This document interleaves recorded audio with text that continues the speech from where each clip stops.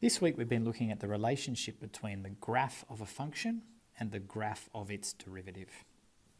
In this particular example here, I've graphed one function in blue. This is a cubic function.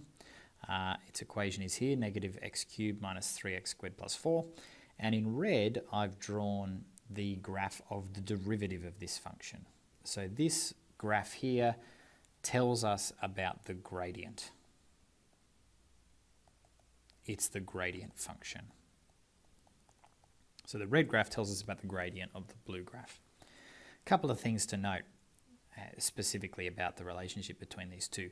This blue function has two turning points. It's got one here and it's got one here. These are called the maxima. The top one's the maxima and the bottom one's a minima. Notice that when the blue function has a turning point here and here, the red function has an x-intercept.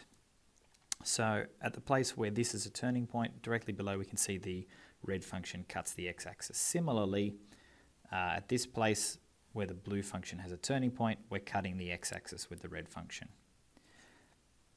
This is because of what the gradient function does. Remember, the gradient function tells us about the slope of a particular curve at a location. So, for example, at this location, if we drew a tangent line in, the tangent here would be 0. That is why the gradient is 0 at this place. At this place on the blue curve, if I drew a tangent line, the tangent line is 0, the gradient is 0. We've also talked about the fact that whether the gradient function is positive or negative tells us about what the function is doing. So in this region, I'll pick a different color.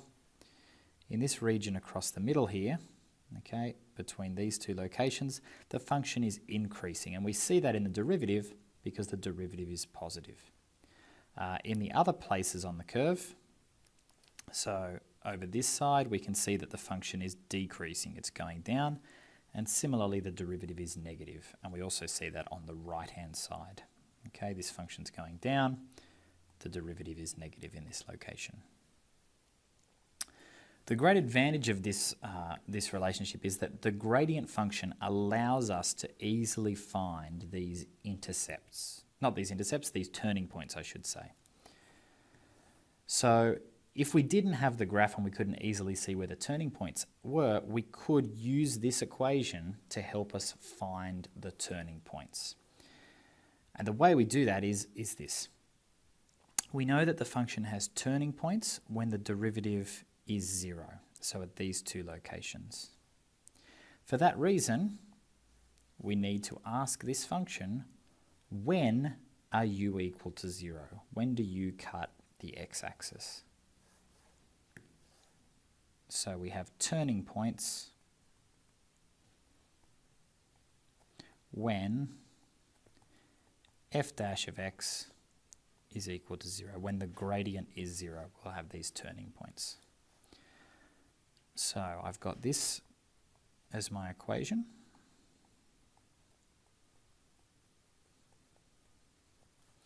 And I have to solve this to give me the value of x. So here, the common factor, we can pull out a negative 3x. I've got an x plus 2. And back to solving quadratics, this thing is 0 if x is 0 or if x plus 2 is 0, this part here. And solving that, I get x equals 0 and x equals minus 2, and that will give me those correlate to the x coordinates of the two turning points on this graph.